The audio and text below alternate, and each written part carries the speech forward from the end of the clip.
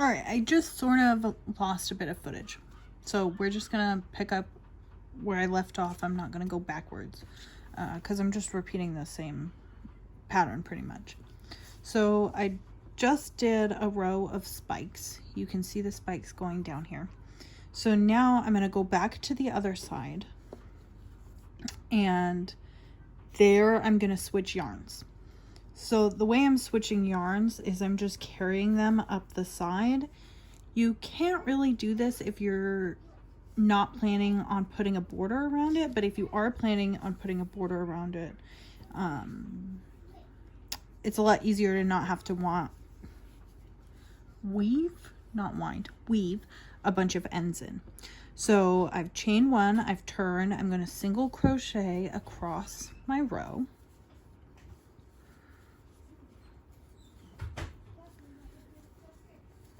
Three, 4, 5, 6, 7, 8, 9, 10, A detailed routine. 11, 12, 13,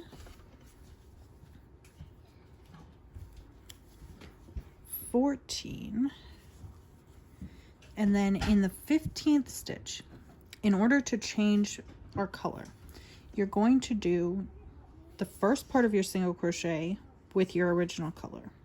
So insert your hook, yarn over, pull up a loop, and then drop this color.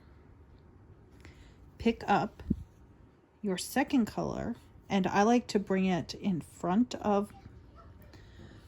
So I've pushed the golden color to the back of the work, and I'm pulling up the beige color to the front.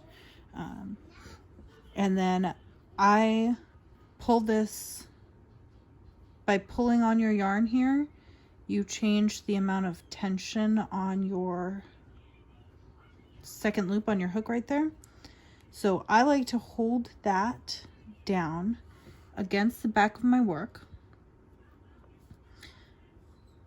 to keep my tension even, and then just wrap my new yarn in my left hand how I always do, and that completes the single crochet. So you can see by doing it that way, the top of this loop, the top loop of the stitch is in the original color,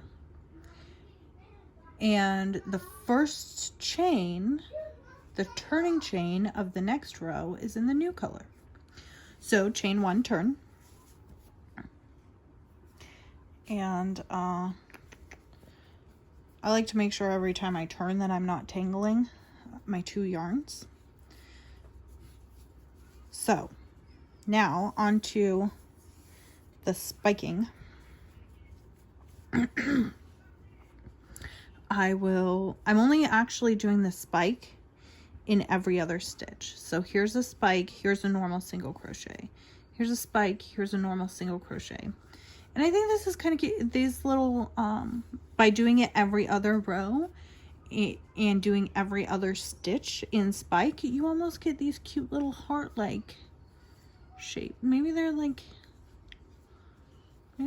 kitty cats on a fence. I don't know. It's an interesting look. Okay, so one single crochet, and then this is where I would insert my hook if I were going to do another single crochet, but I'm going to insert below that in. So this is my single crochet spot I would insert my hook. This is where I would insert my hook for a spike stitch.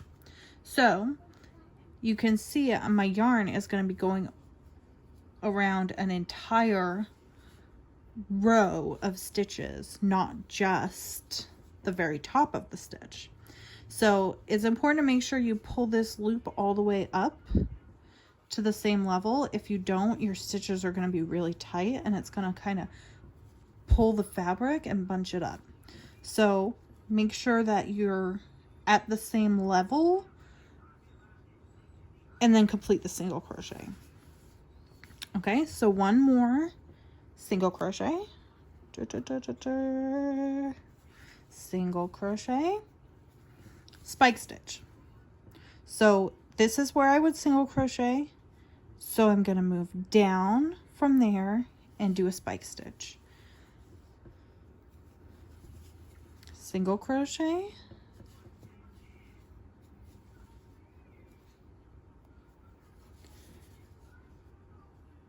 down one row, spike stitch, single crochet, spike stitch. Nope, no yarn overs. Whoops. I almost messed that up, but so there's our spike, another single crochet, and another spike, single crochet, spike, single crochet, spike,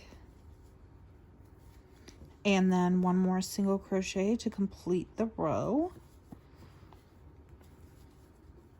So I did this, I'm making this with 15 stitches, so I have a single crochet on each end, so that I'm not ending or beginning a row with a spike stitch. So by doing every other stitch but doing it in an odd number, I'm able to have just plain single crochets at the ends. And then I'm going to chain one, turn, and just complete a row of single crochet. So 15 single crochets back across the other direction. 1, 2, 3, 4, 5, 6,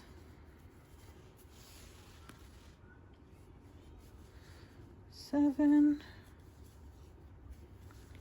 8, 9, 10, 11, 12, 13, 14. Okay, and then for the 15th stitch, once again, we're going to begin the stitch with our beige yarn. So there's the first half of the single crochet.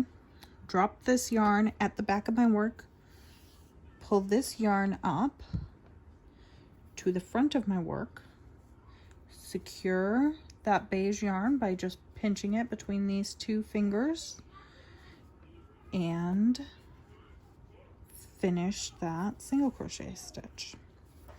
And then I'm going to chain one, turn,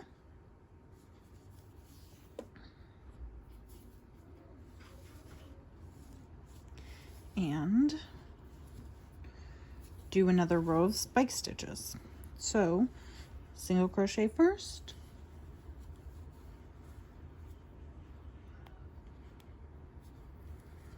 and then a spike stitch. So this is where my single crochet would be. I'm going to jump down one row below that and do a spike, and then this is where my next single crochet is going, single crochet.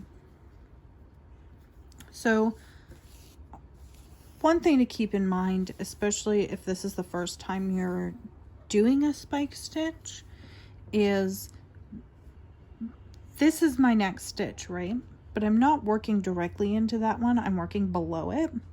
So I like to put my finger on the stitch that comes after that, because sometimes you might complete your stitch and then see this loop here, and that's not actually the next stitch, that's the same stitch that I just worked the spike into.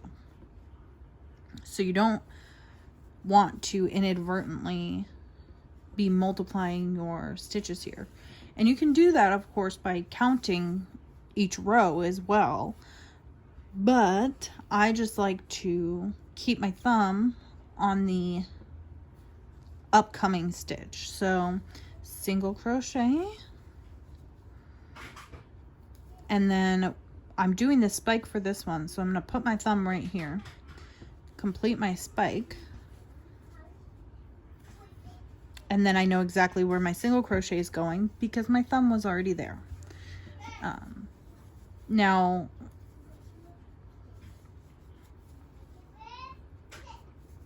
I've done this quite a few times, so I've gotten better at being able to just go and go and go and identify my stitches, but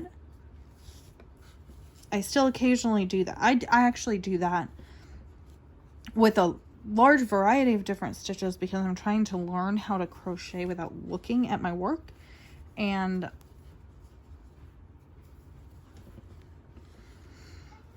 by learning the texture of all the stitches that I'm working with my thumbs, it makes it easier to not look at them with my eyes. Does that make sense? Yeah, it might not make sense, but it's what I do. Okay, and that is as much as I'm going to film because that's a lot of footage right now. But I will go ahead and complete my gauge swatch and take a picture of it. So I'm a little over halfway there.